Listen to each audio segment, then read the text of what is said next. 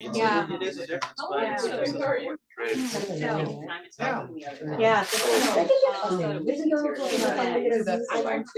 All right, welcome everyone. We are going to get started. It's a little tricky because many of us have been in this room for a few hours. So, but yeah, really pleased. This is our, final presenter for the lab day, and really excited that this is also being co-hosted with the department. So thank you, Scott and Jen, for making this possible. We're really delighted to have Davide Papola here, who will be talking about his work. Just I'll briefly introduce Davide. I don't want to take too long because I know he has a flight to catch. But he is a psychiatrist, and he also has a PhD in psychiatric sciences. He's based at the University of Verona in Italy, and works with in the research group of Professor Corrado Barbui, who many of you know in mental health services work, leads many of the large-scale projects with the WHO. So it's really an outstanding research group that Davide is joining us from. We've been really fortunate to have Davide as a member of our team for over the last year on a Marie Curie fellowship from the European Union. So he's been working on a project called RESHIFT, and Professor Vikram Patel has been his primary mentor on this work. So we've been really delighted to have Davide here, and he's going to talk to us a little bit about the RESHIFT project. And I'll turn it over to you, Davide. So thank you. Thank you, John. Good afternoon to everyone. My name is Davide Papola. I'm an Italian psychiatrist, and this is the final lecture of the outgoing phase of my Marie Curie postdoctoral fellowship here at the Mental Alcohol Lab, Department of Global Health and Social Medicine. My EU-funded project addresses one of the leading causes of disability worldwide, ever-increasing prevalence of depression and anxiety. We know that psychological and social interventions are effective for the treatment of these disorders. In poor resource settings, though, for feasibility reasons, these interventions are not delivered by mental health specialists, but by trained lay health counselors, so that a wider audience can be reached at lower costs. However, these interventions are compilations of multiple distinct, possibly interacting active treatment components, and it is not yet known which of these components or combination thereof are the most effective. So how to disentangle the efficacy of components and understand which of these works best and for whom? Well, this is the research question I'm trying to address. And to do that, I'm implementing a sophisticated research design that will allow me to identify the impact of participant level prognostic factors and effect modifiers on intervention outcomes. Once the results of my project will be automated into software, it will be possible to tailor interventions according to the needs and preferences of people living with depression and anxiety. But above all, this is the story of a mixed method study. It's of its strengths, its limitations, and my obsession for getting the qualitative and the quantitative part of the project to converge, so at some point they can there is a connection between the two methods, just like two miners digging toward each other, hoping to make ends meet, or just like the Vitruvian Man by Leonardo, where Leonardo managed somehow literally to put a square into a circle by taking advantage of human proportions. But first things first, this is about finding new meanings to already collected randomized controlled data. And so the first step was to gather all the evidence to work with, all the evidence available on the topic that I was interested in. So that is to say, performing a systematic review.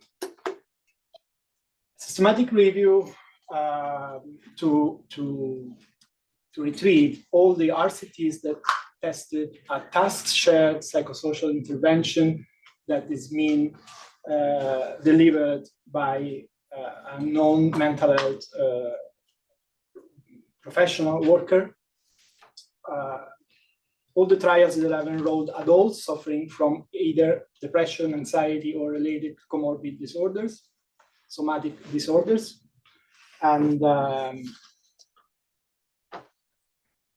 who had received a task-shared intervention as compared to care as usual, and with the outcome being the reduction of symptomatology and the settings, low resource settings, poor resource settings, both in low and middle income countries or in poverty pockets of industrialized countries.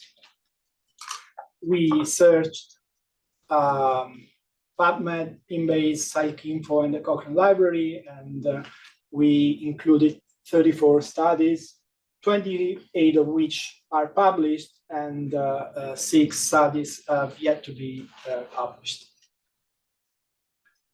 These 34 studies, 28 of which already published, tested 12 different psychosocial interventions. Some of them were tested multiple times. For example, you see the PM Plus was tested 11 times in the published reports.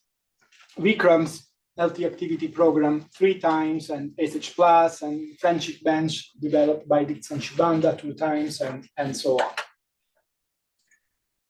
But, so the first step was, the first step of the qualitative part was to build a component taxonomy to be applied then for the second part of the project, which is measuring what component is the most effective, relying on the data published, or the quantitative data published on the trial reports for the aggregate level part, and then at the individual level, taking advantage of individual participant data. So the first step to build the taxonomy was to retrieve all the manuals, to read them, and to extract components to build the taxonomy, right? So the first setback was that I was able to retrieve 9 out of the 12 manuals, and for 3 of them, I was not able to get the manual. So as a first limitation, I have to anticipate that the taxonomy was built out of these 9 manuals that I had access to. And also, since some research is yet to be published, I worked on 24 RCTs instead of 32. These are the manual covers for the 9 intervention manuals that I read, and that helped me to build the taxonomy.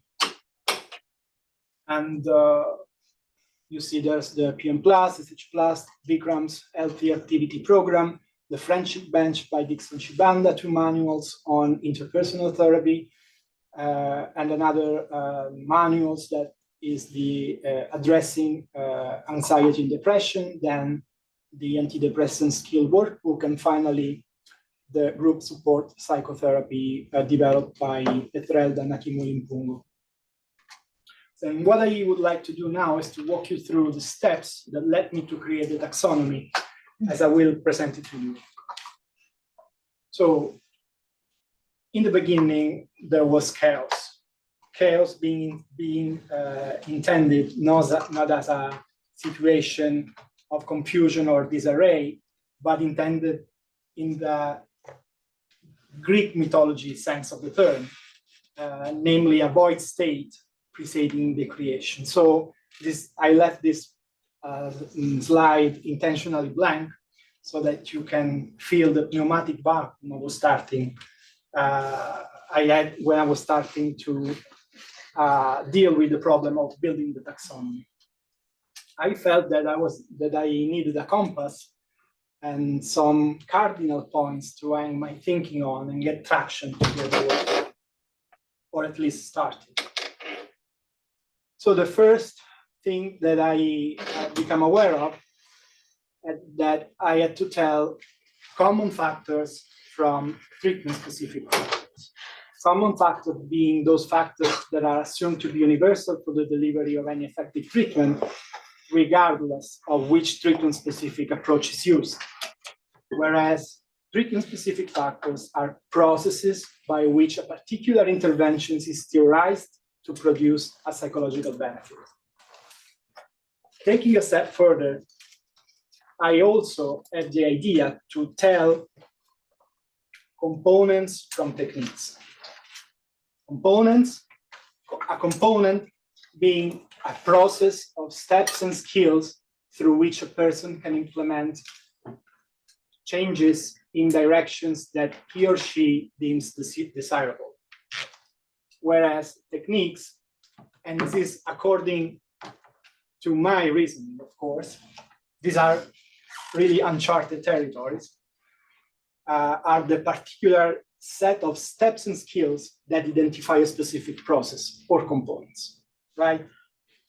So where to start to do this component extraction exercise? Of course, seems obvious to start from the text of the manuals. For example, this is the introduction of PM+. PM+ is a brief intervention that aims to help you manage emotional problems, such as feelings of hopelessness, fear, or sadness that are common for people living in difficult circumstances. It has 5 weekly sessions, 90 minutes for each session, and 4 strategies are taught. Managing stress, managing problems, get going, keep doing, strengthening social support.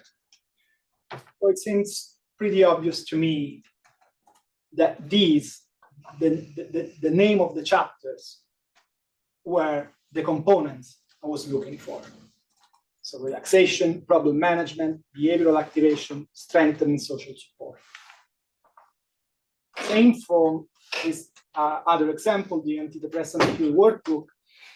It says that the emphasis in this book is on 3 steps: reactivating your life, changing negative thinking habits, and solving problems. Again, this sounded to me as behavioral activation, cognitive restructuring, and problem management. So we now have the first 5 components of our taxonomy, but how to categorize them? I felt I was needing to put these components into buckets to make them, to put them in good order. And the first and only thing that at the beginning, made sense to me was to organize them into these 3 buckets: a cognitive area, behavioral area, and an interpersonal area. Again, I'm walking you through the very steps that I processed in the last year and a half. In this way, at least 3 of the 5 components could have been rightly categorized, or it seems that they could be a good fit for these 2 of these 3 buckets. But what about problem management and strengthening social support? It seems to me that they were not really pertaining to any of these 3 categories. And same for the other components that I have identified, reading the other 7 manuals, right? For some of them, it was pretty obvious where these components should have been put.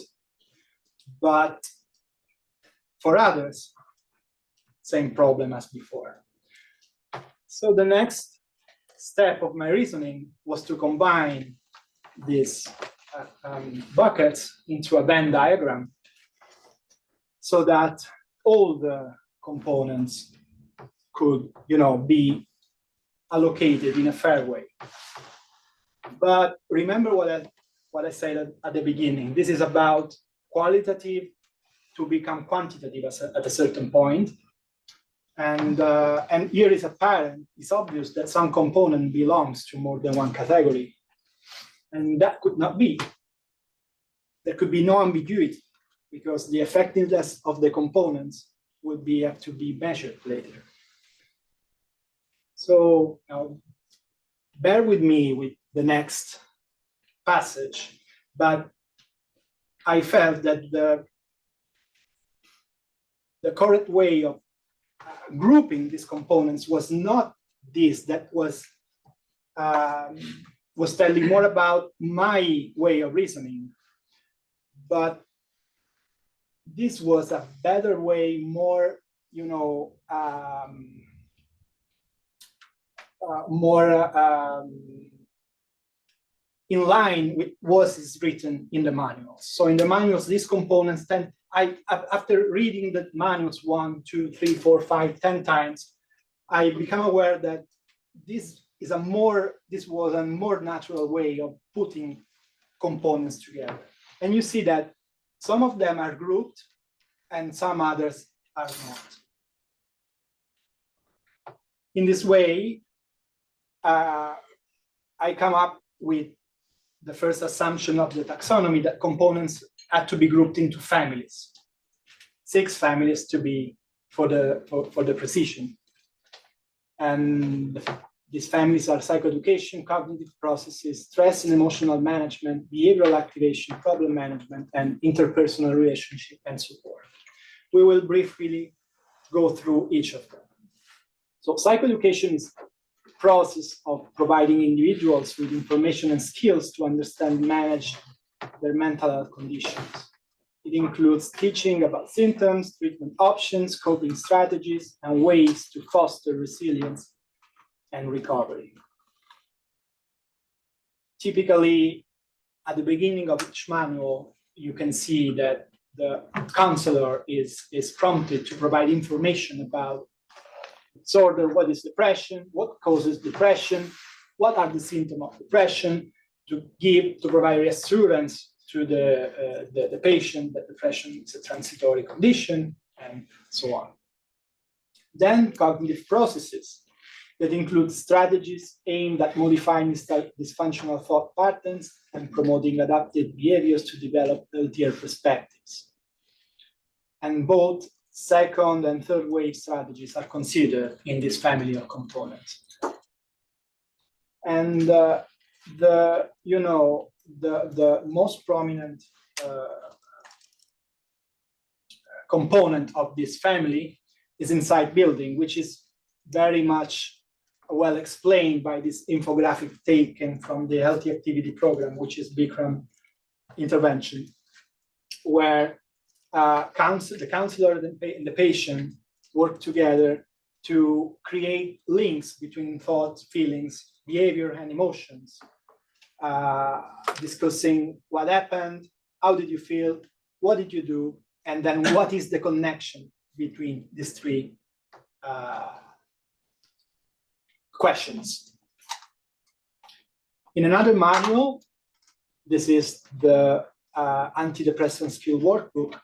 It is explained that there are 5 major factors: situation, thoughts, emotions, action, and physiology. And each of these areas can play a role in the development of depression. And depression itself can have an impact on all of them. Again, basically each manual has an infographic to facilitate the creation of links between emotion, thoughts, feelings, and behaviors. And for example, this is the one of Dixon Shibanda in the friendship bench intervention. So the components of the cognitive processes that I have identified are insight building, cognitive restructuring, acceptance, and mindfulness, which are the left end of the spectrum that takes us to the third family of components, that is stress and emotional management, which contributes to the taxonomy with the components emotion regulation and relaxation. Stress emotional management involves techniques to reduce stress through relaxation and control emotional responses using emotion regulation. The fourth family of components is behavioral activation, of course, which can be broken down into identifying values and goals, activity scheduling, graded task assignment, and addressing avoidance behavior.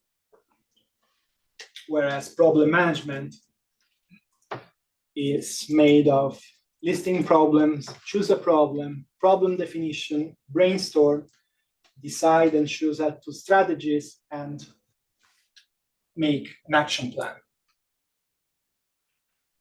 Finally, the last family is interpersonal relationship and support, which involves strengthening social support, enhancing communication using interpersonal techniques, and or developing assertiveness skills to build supportive connection and improve relational dynamics. The components of these families are strengthening social support, income generating skills, interpersonal focus, assertiveness training. So let's stop here for a second and let's take stocks. Let's take stock. We said we have components intended as processes of steps and skills through which a person can implement changes in direction that are deemed desirable, which belong to family or families. And this introduces a first level of discrimination.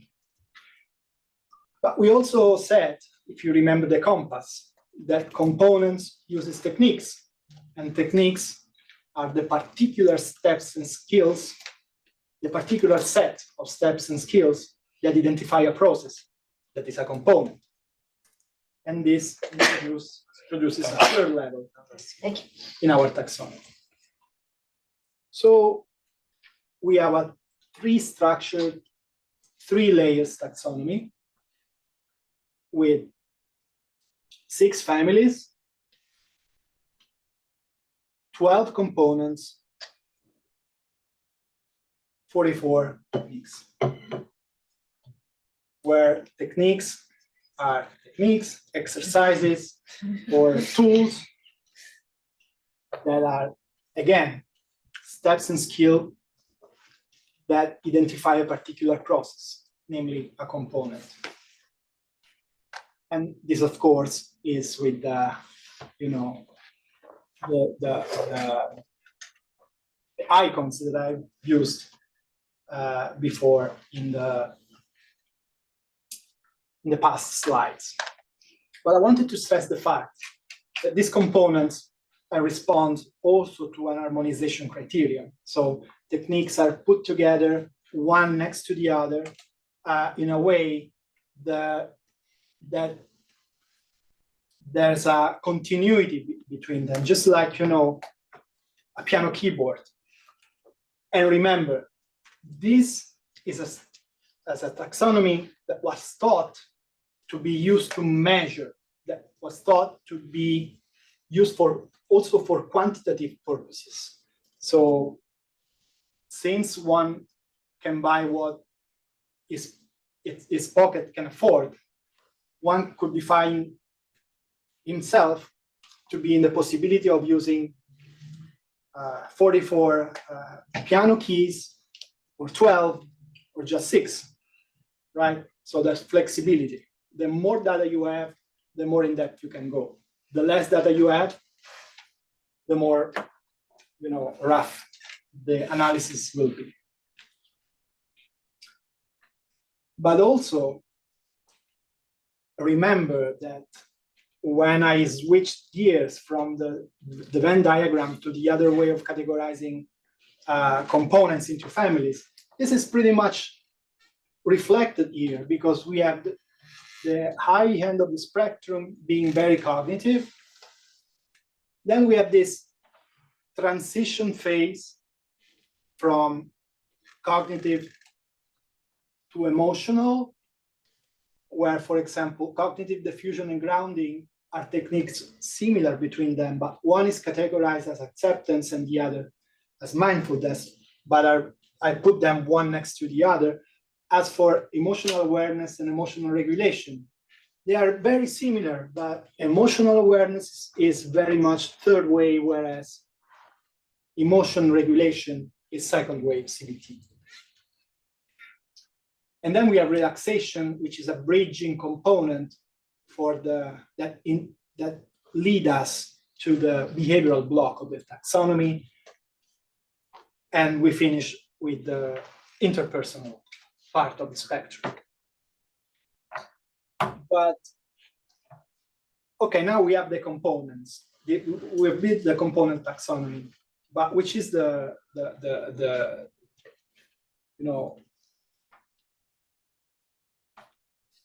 percentage of manual containing each component. We see that every manual, basically all the manuals, had made reference to psychoeducation and insight building, most of them to problem management and relaxation. But again, this is something qualitative becoming quantitative.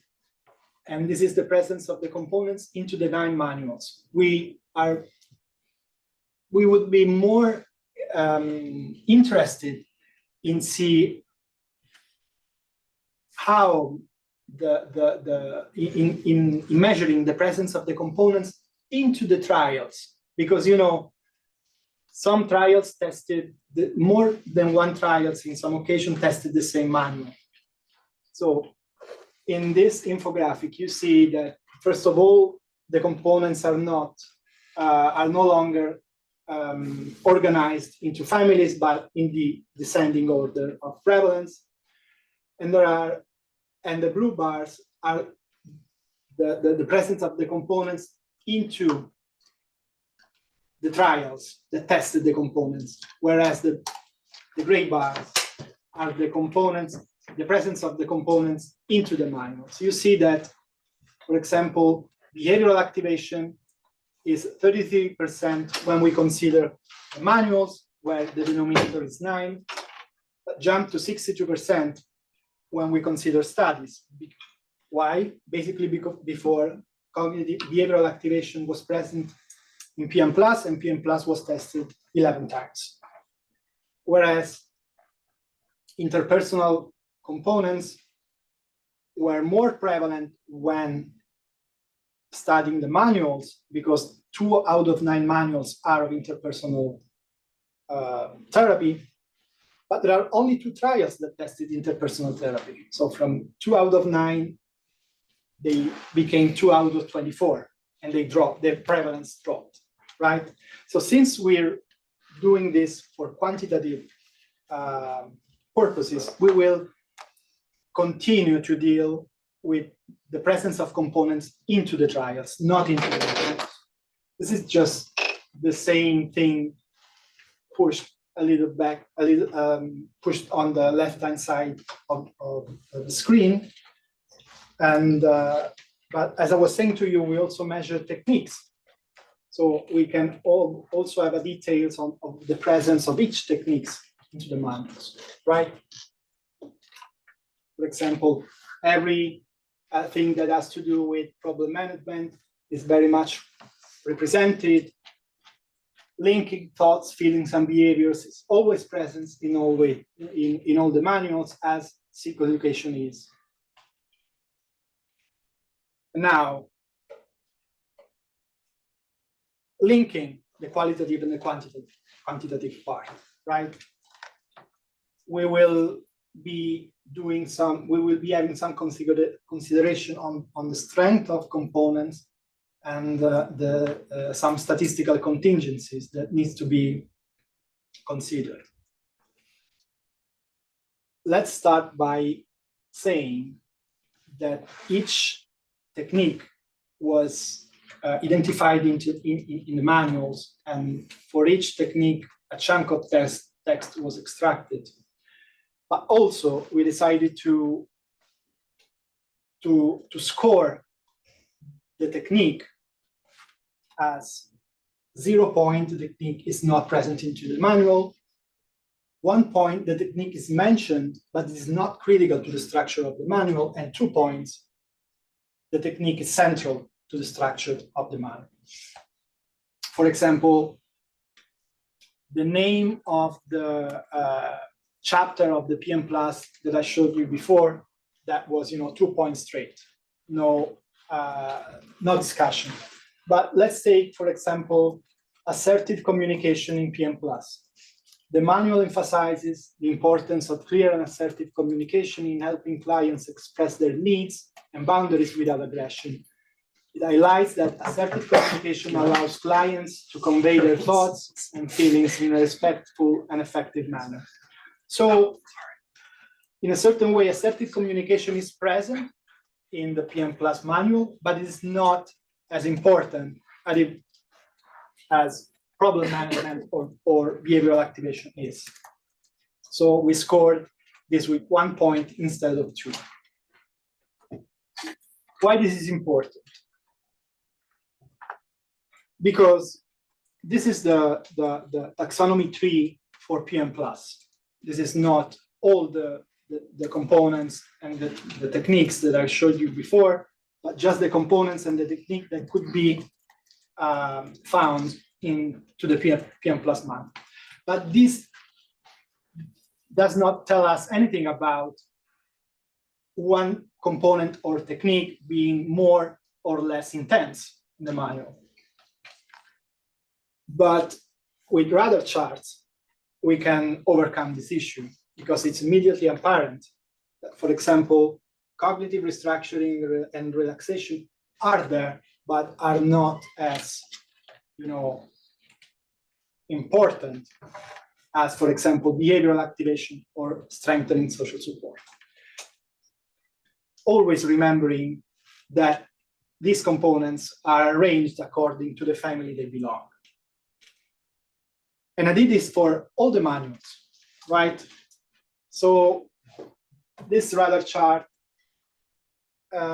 in some way can also be used as a diagnostic tool. For example, for the sake of curiosity, just look.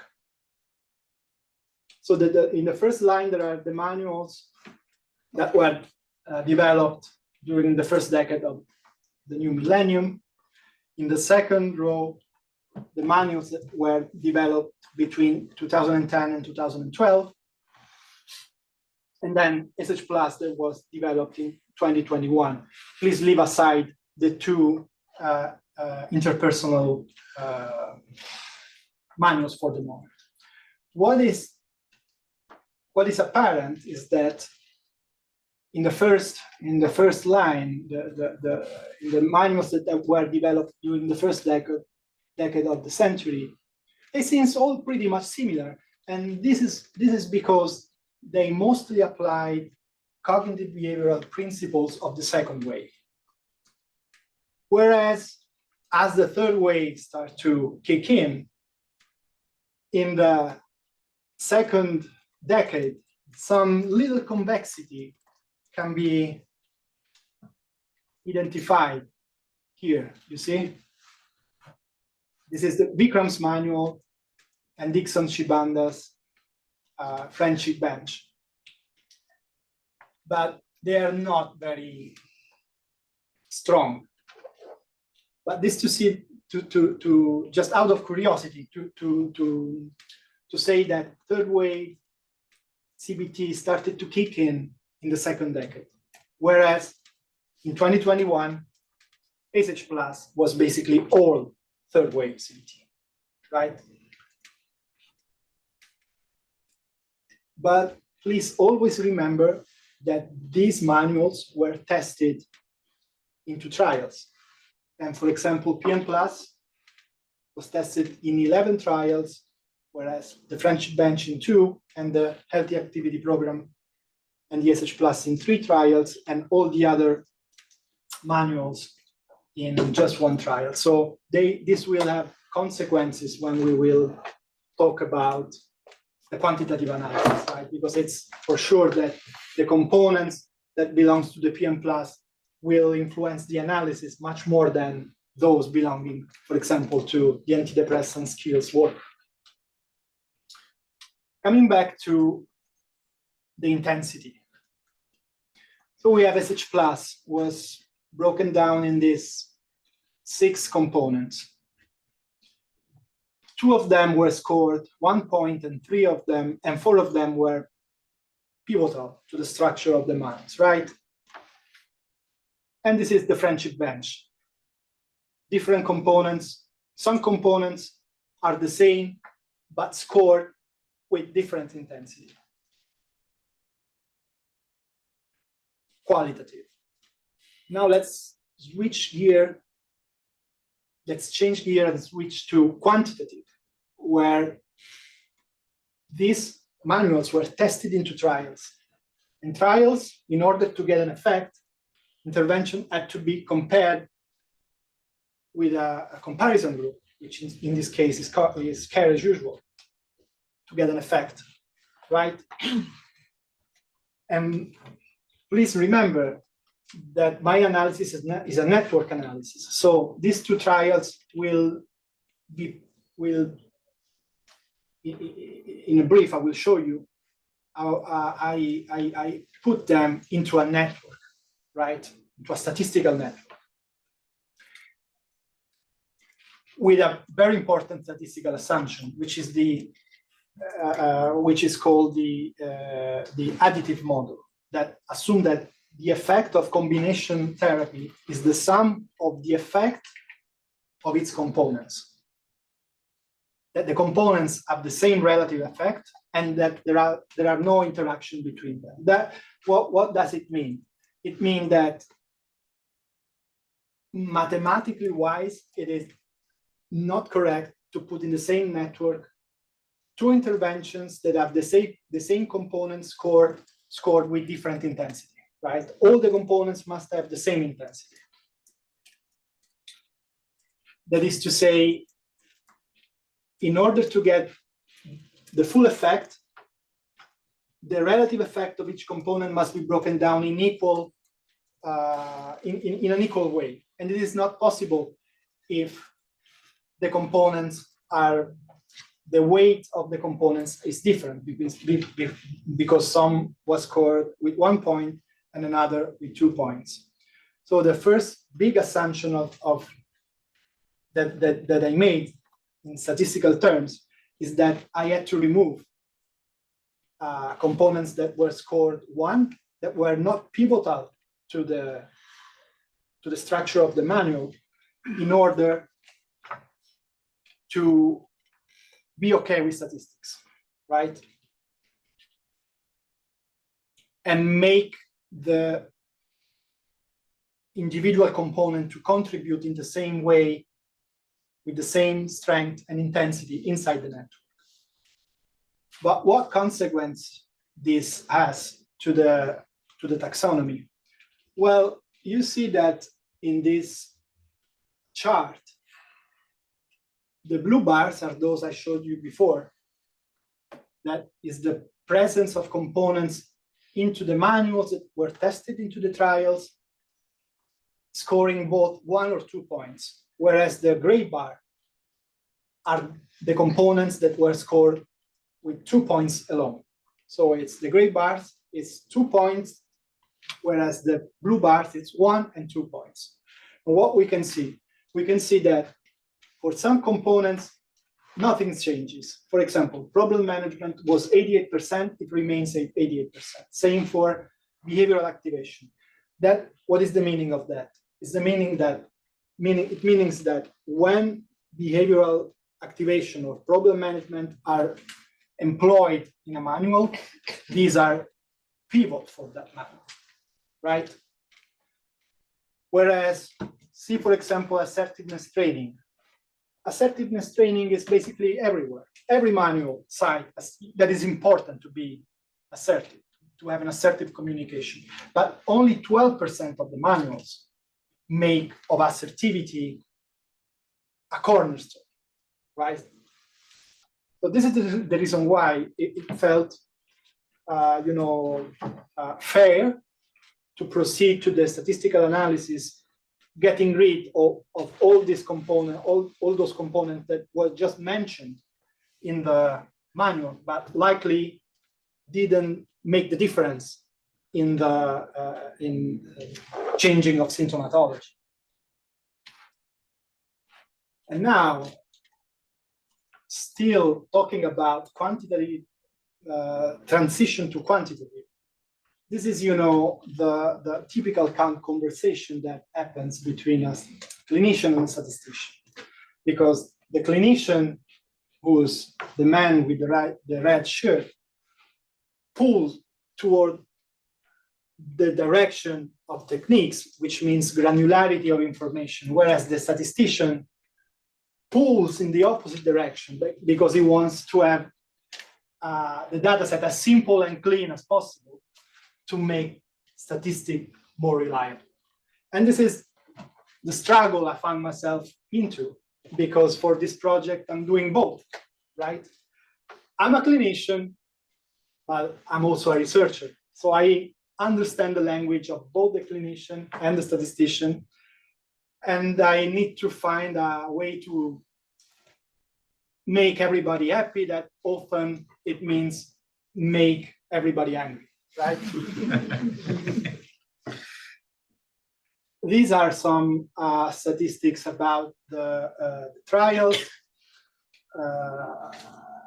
There are just more than 10K participants involved, 12 manuals, 75%, 74% of the enrolled participants were females, mean age 37 years, study duration, mean study duration 2 months with 17 weeks of follow-up duration, and a mean number of six sessions per manual.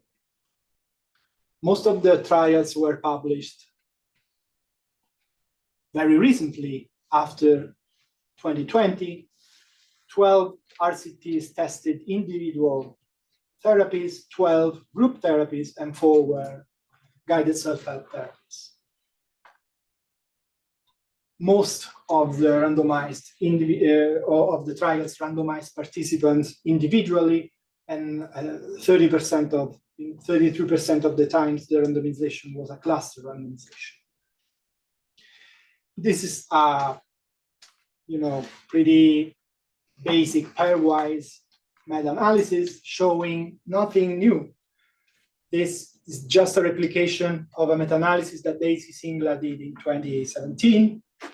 And it's fully consistent with an effect size of 0.53, which is a medium to large effect size. This means that what I was saying at the very introduction of my talk, that we know that task-shared psychosocial intervention are effective for the treatment of depression and anxiety.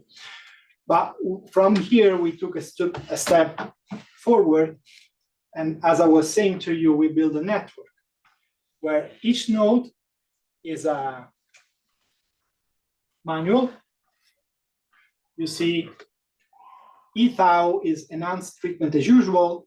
And then there is the friendship bench, the group support, psychotherapy, the guided act and field. These are all the names of the manuals, right? The healthy activity programs, IPT, PM+, psychosocial counseling, SH+, and the thickness of the line is proportional to the number of participants which contributed to the network. And the dimension of the node is proportional to the sample size, of course, of the trials that have enrolled such participants. With this, what is really, what would be really visible to a meta-analyst is this network is poor of cross connections. This because all the psychosocial interventions were tested against an inactive comparison. There are no trials that tested, for example, PM+ against SH+, or GSP against ASW.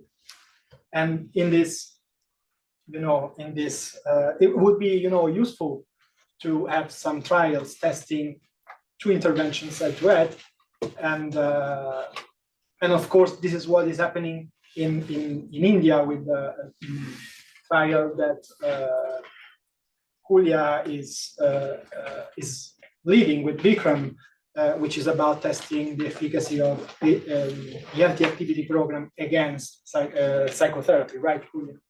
It's psychotropic with antidepressants. Yeah. Right. Unfortunately, I won't contribute to your network. Yeah, but we can have a network where I know this is pharmacotherapy. Yeah. Why not?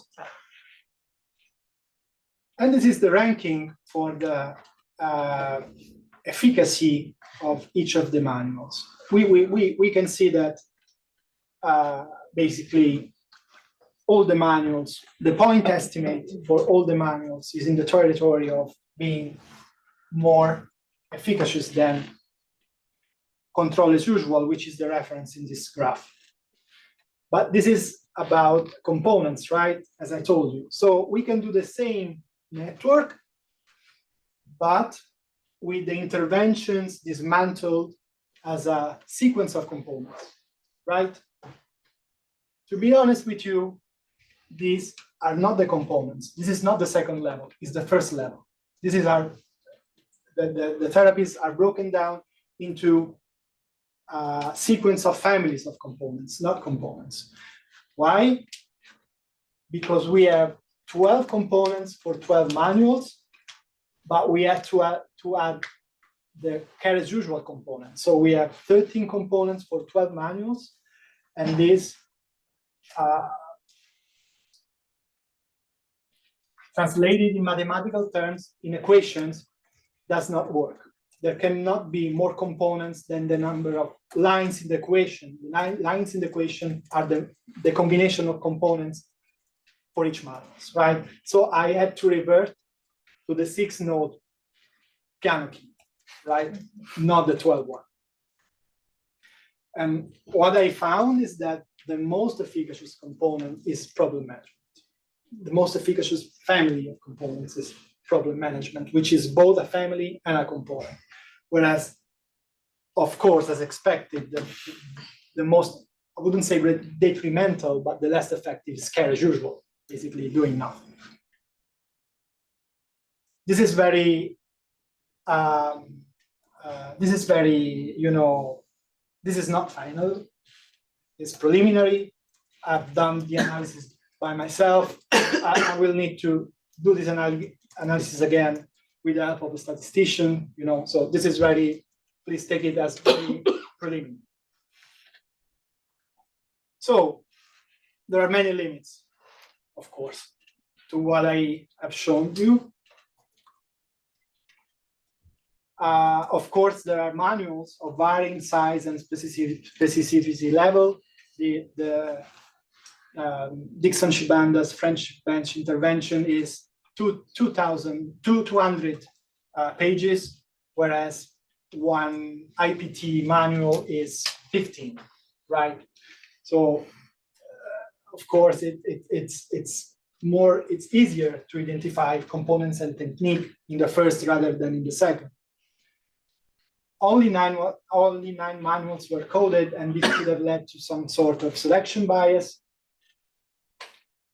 The taxonomy applies only to psychosocial treatments for common mental disorders, so there are no components about exposure or trauma focus. Not all manuals were retrieved, 3 out of 12 are missing.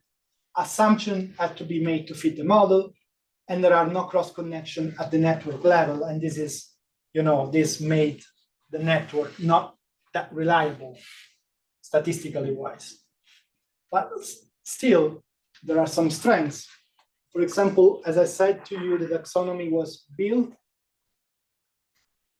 thinking about quantitative purposes. So it can be used both for qualitative and quantitative purposes with 3 levels of that, so that you can buy what your pockets can afford. It can be expanded to include other components, for example, trauma-focused, and introduce the distinction between processes and techniques. This was for the aggregate data level, but this is about individual participant data, right? So I wrote this letter to all the trial authors, asking them to provide me with the individual participant data. And I was lucky enough to collect the 89% of the IPVs. So now I have almost 11,000 individual participant data to be analyzed. And this is how RCTs looks like in the R environment. And all these trials have been harmonized, meaning that they now speak the same language and can be, analyzed as if they were a unique mega trial, a unique, very big trial made of 11,000 participants enrolled or observation. And this is how the dataset looks like. It's pretty standard.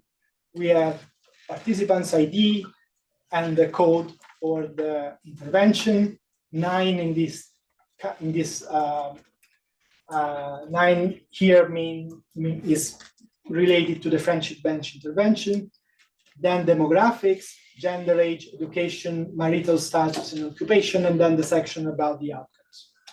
Of course, for the component analysis, 9, which is the friendship bench intervention, will need to be replaced by the sequence of components, which in this case is psychoeducation, plus insight building, plus problem management, plus involving a significant other.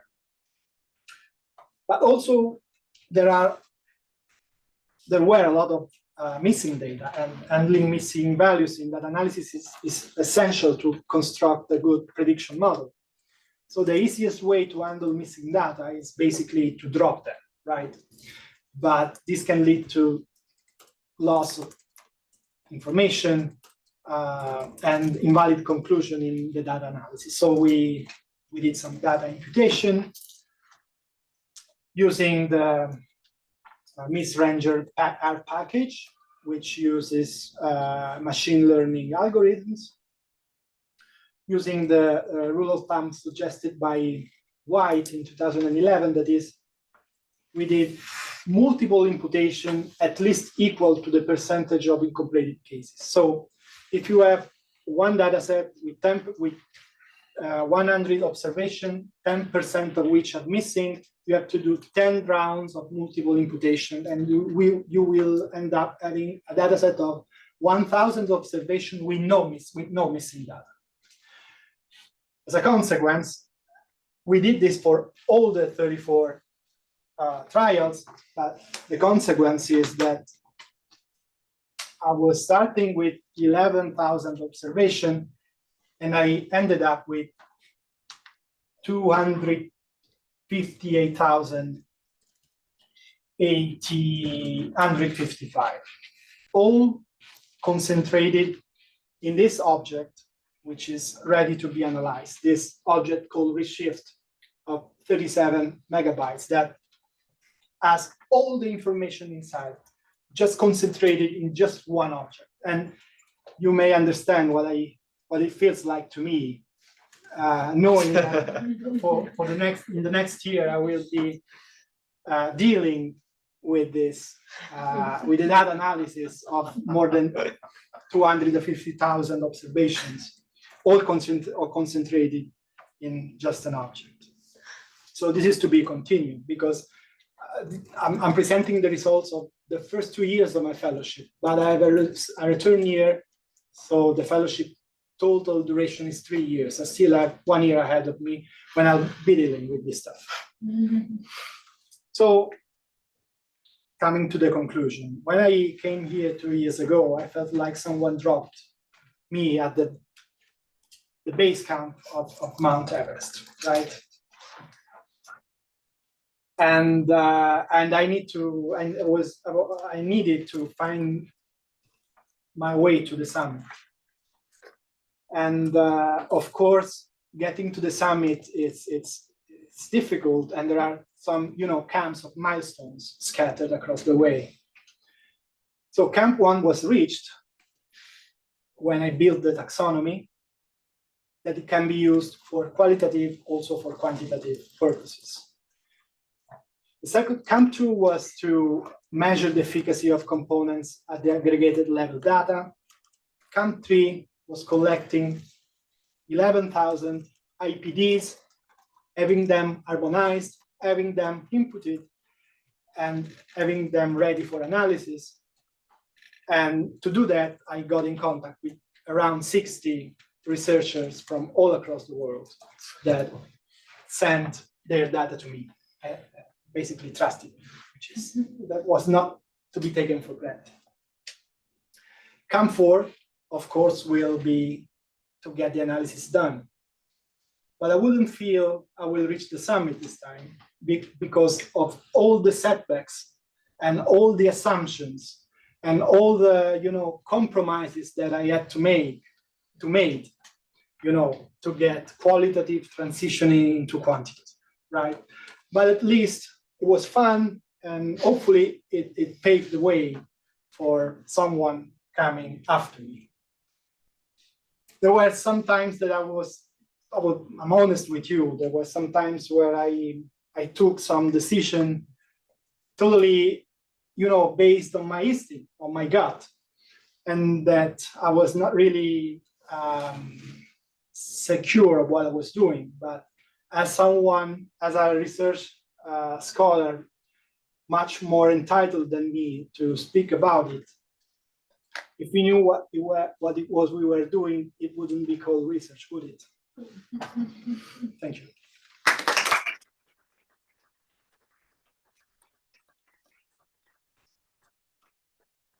Thank you very much, Davide. Let's see if there's any questions in the room. Yes, Julia. Yeah, great. Thanks very much, David. It was very nice and interesting discussion. I just have a question. Whether you have, so obviously what happens in the manual sometimes doesn't actually translate to what happens in the sessions, right? So there's a way for us to, we're typically assessing, does it actually highlight the fidelity to the treatment, right? Is there something that you're gonna also look at? No. Good question. I'll be honest with you. This is not possible. Right. So the other big assumption is that fidelity is 100%. Yeah. A lot of assumptions. That's another reason why I'm more confident in saying you that I won't make it to the summit, because this is a real clinical limitation that I'm not able to factor in the analysis. But I mean, for instance, for Hub, I know we have ratings, right? Fidelity ratings. So you could have some sort of weighted thing where that's one of your variables, right? Yes, this can happen. This would be, for 10, 20% of the times. Yeah. For all the other trials, this information is not there. But thank you. I'm curious, when you were developing the taxonomy and even weighting the different components, did you have communication back with the developers of the manual when you were communicating? You said with over 60 other researchers. And I'm curious, were there ever instances where they said they would have weighted it differently? Or if they confirmed they agreed with how you organized everything? This, of course, I will do. For now, I'm one step back from that, because now with Gloria, Anushka, and Federica, and another junior researcher in Verona, we're dealing with, we're cross-checking if, we're doing some sort of inter-rater reliability checks, namely to see if the technique that I've labeled in a certain way, Gloria, for example, will label the technique as the same ways as I did. We will do this, and we were talking about how to set up the software for qualitative analysis just right before the start of the meeting. Once we do this, I will be in touch with the manual developers, asking them to guide me with refining the taxonomy. Also, your slides were beautiful, I have to say too. Yes, you said. So we use Problem Management Plus in Mexico, Peru, Malawi, Lesotho, Rwanda, Sierra Leone, Liberia. Everybody loves it, and it works. And we use psychological first aid, and we use CETA, and we're agnostic. So, like one day, how will we take this when it's been taken to the next level and use it? Is it a template for like systems to think about task sharing across a continuum of specialized workers that they can tailor and pick? At the end of the day, actually, at the end of the next year, because my fellowship is going to come to an end next year, I will analyze data with individual participant data, and it will be possible to know, for example, which components works best for example, people with a certain level of education, or a certain marital status, of a certain occupation status, of being younger or not that younger according to the age. So it will be, the prediction model can, will be in the possibility of saying, for example, behavioral activation is more efficacious for young people with a college degree, right? Whereas psychoeducation is more helpful for everyone. Whereas, problem management works better for women in the late age, right? This is the what we will be able to do and what will be automated into software. We will be able to, you will be able to insert the characteristics of the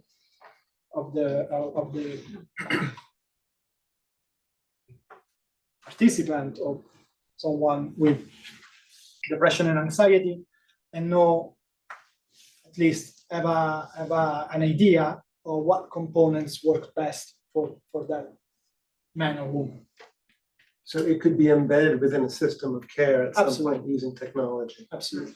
Yeah, and I think if I could add to that too, I think what's really nice about that is, so essentially we did the same for Quip, the whole platform. We did a whole all coding of manuals, the taxonomy. David and I both can complain about how difficult and stressful it is. That led to what the tools are now on the platform. Right. After many people reviewed it, tested it in a way that it's formatted so you can have it specific to a PM Plus manual intervention. There's a PM Plus tool, fantastic. But there's also what we set it up specifically was in terms of having competencies that kind of separate into these buckets. Underneath cognitive, you have XYZ. So you can imagine that at that next stage level that you were just describing, Davide, it would be really great to also, I mean, pretty much the taxonomy you have more or less already matches to what the competency tools are. And so then now you have not only how do I decide what this person needs for support, but how do I make sure that the people that are delivering the support have the skills that they need to do it? And I think that is actually pretty useful and applicable for systems of strength. Yeah, I'm really interesting methods. I'm just I'm curious. The manuals were used and tested in so many different countries, but I'm assuming the manuals that you coded or looked at were all in English. And I'm just curious how about cultural or contextual adaptations to the manuals? And I'll use HAP actually as an example. The HAP being evaluated in Optimized D that Julia is working on looks nothing like the HAP that you probably looked at and coded. So I'm just curious, because it was completely redone and redesigned and adapted to a totally different part of India and a different language. So I'm just curious how you factored in the different adaptations, because it might really change some of the components in the intervention. Yeah, that also was not possible to do. I had the English manual and I coded the English manual. Mm-hmm.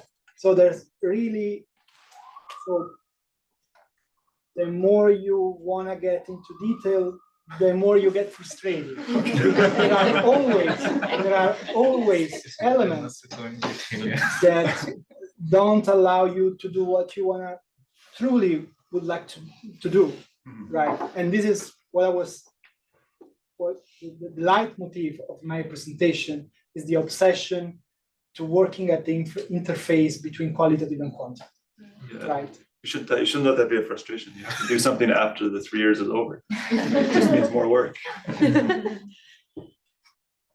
You you also need the data, like, that's the thing, like, they don't report it, like, some people might, and if they're happy to talk to you, great, but a lot of the time, it's really hard to even find that information, like, can we have that manual that was contextually adapted?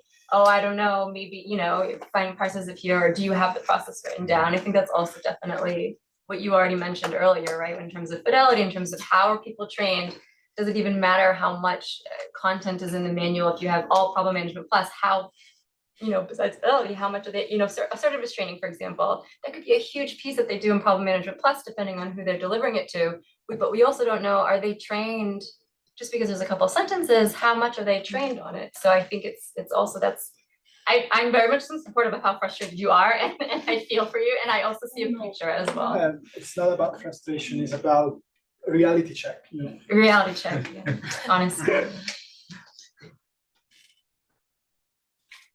Any other questions? Oh, are there people online? I don't know. There are, but they haven't had any questions yet. Professor Barbu is actually. Okay. Should we allow him to speak? Is Oh, if is you it? would like to. I don't know if he's. Yeah, I mean, Yeah, I think they can unmute and talk, I think.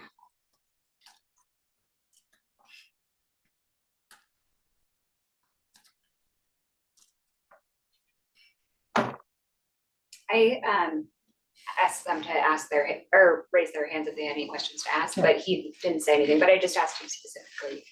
Another cool thing, Davide, to look at this in the future, when like large language models are like super powerful, is to look at actually transcripts of sessions or audios of sessions. Because I think now I think LLMs are still kind of like, but I think this will be something very, very powerful to do in the future. yeah, you know, sometimes I feel that the work I'm doing is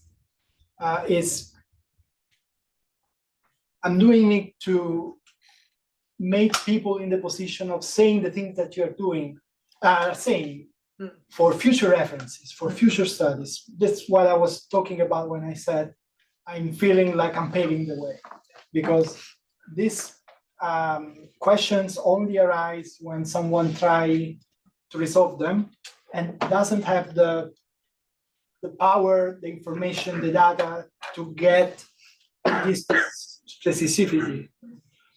And also this means that also data must be collected, should be collected and reported in a more granular way, right? So it's the never-ending discussion about the reliability of meta-analytic data and the goodness of reporting of RCTs, right? If RCTs are not well reported, automatically meta-analytic estimates are put at risk to be biased, right? Professor Barbu said, well done, and he's looking forward to seeing you in Verona.